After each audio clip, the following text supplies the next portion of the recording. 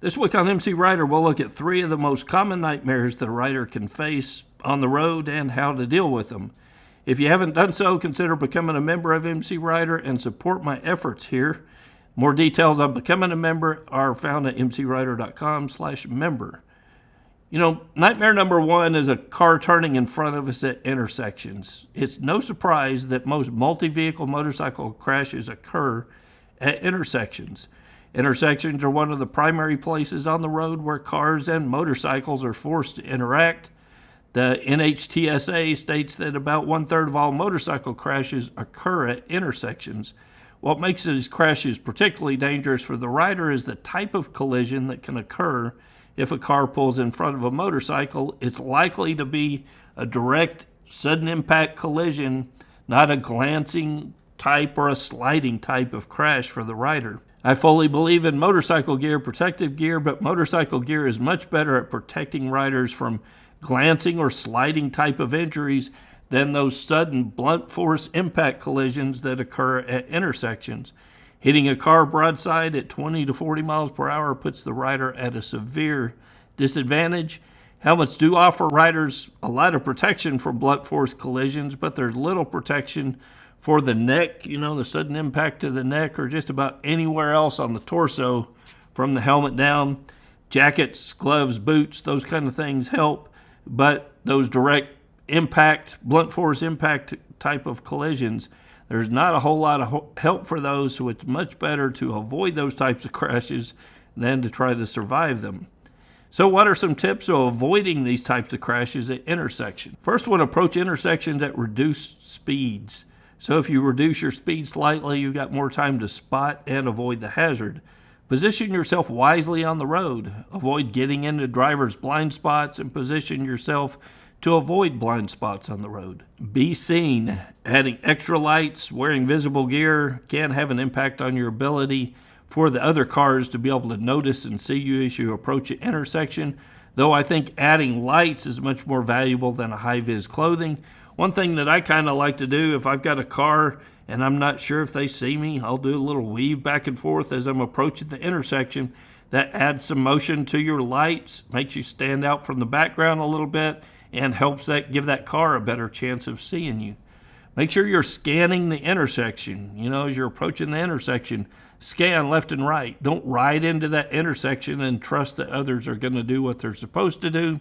Scan the intersection and verify that everyone is doing what they're supposed to do. Watch for that left-turning vehicle that may not see you and turn into your path of travel. Make sure you're using your turn signals. You want to check for cross traffic like we talked before. Have you ever seen a car run a red light? Well, me too. It happens frequently. The time that you want to see this happening is before you're in the middle of the intersection.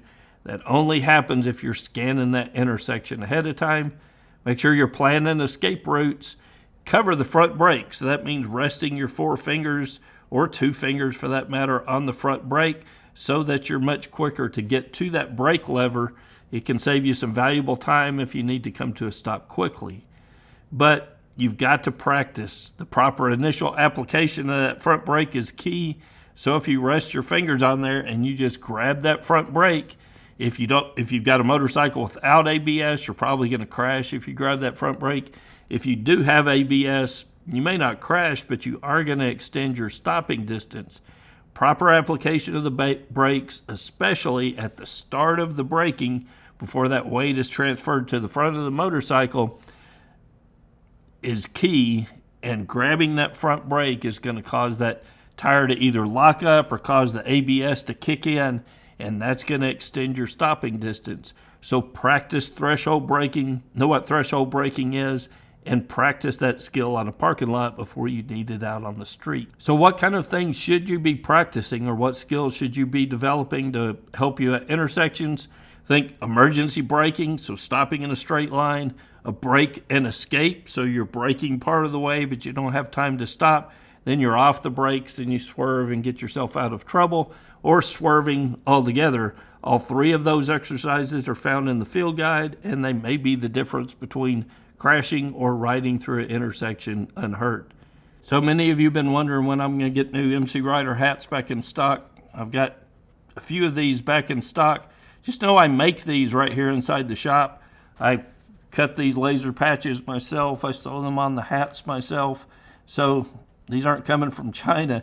It's taken my time to make these and make them available to you. So if you've checked the site in the past and I was out of stock, it's because I sold all the ones I've got.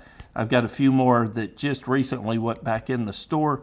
So I've got this black one, just like the hat that I'm wearing here. And I've got these that have been popular in the past that are more traditional trucker style hats that have the black in the front and the charcoal gray in the back. Same MCrider patch on the front.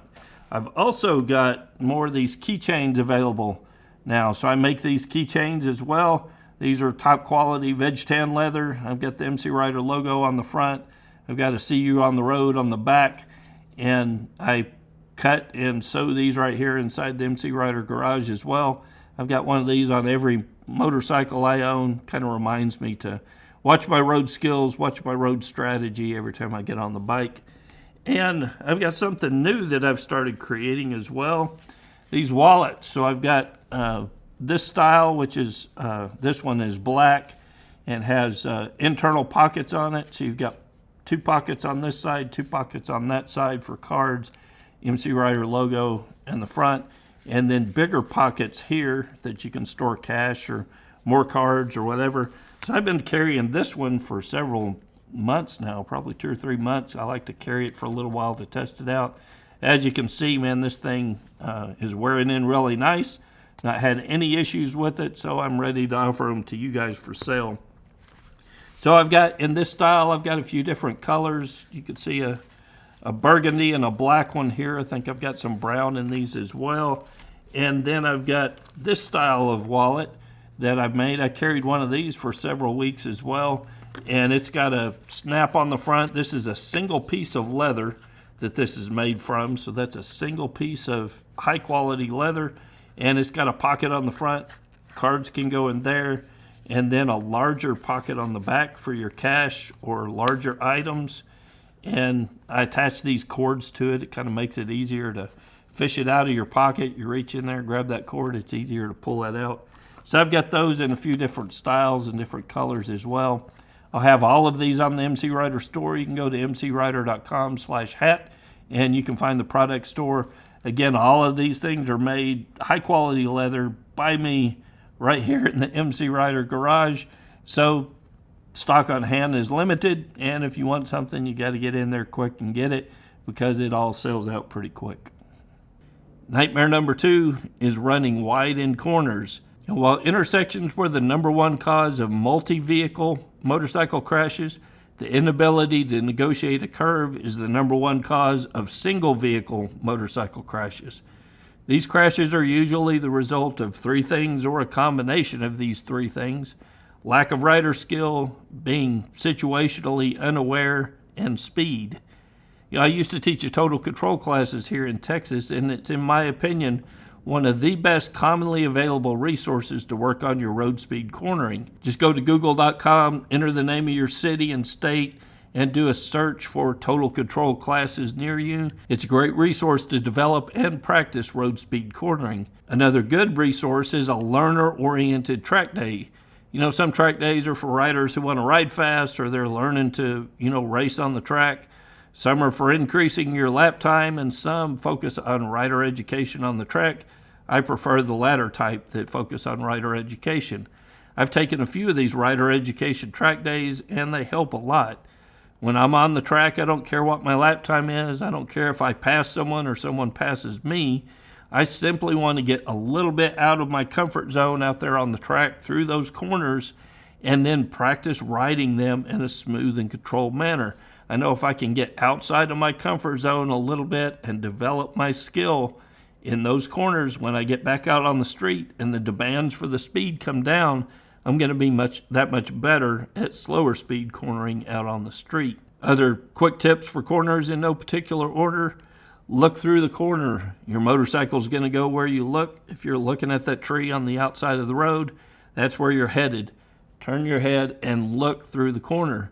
Slow down before you get to the corner. So whether you're using that slow look, press, and roll technique or trail braking into the corner, you want to eliminate some speed prior to the corner. How much you want to eliminate is determined by the radius of the corner, road conditions, your skill level, and a whole host of other factors. If you want more information on the slow look, press, and roll technique or trail braking, do a YouTube search with the words MCrider and either technique. I've got a whole bunch of videos on these subjects, so just search for it on YouTube. Just put MCrider and whatever it is you're searching for. Odds are I've got a video on that subject. Make sure you understand counter steering. You know, as new riders, this is a hard thing to get through some riders' head. If you want to go left, push left on that left-hand grip. Motorcycle's going to lean left and turn left. If you want to go right, you're going to push on that right-hand grip. Motorcycle's going to lean right and go right. It's necessary for you to understand this so that when you get in an emergency situation and you're running wide, you're not trying to turn the handlebars or locking up. It's natural instinct to push on those hand grips to get the motorcycle to lean and turn through those corners. You have to understand that, and it has to become a part of your practice. Be smooth. Corners are not the place for abrupt control inputs. Be smooth with the throttle. Be smooth with the brakes. Be smooth with leaning the motorcycle in. And this is done through practice and training.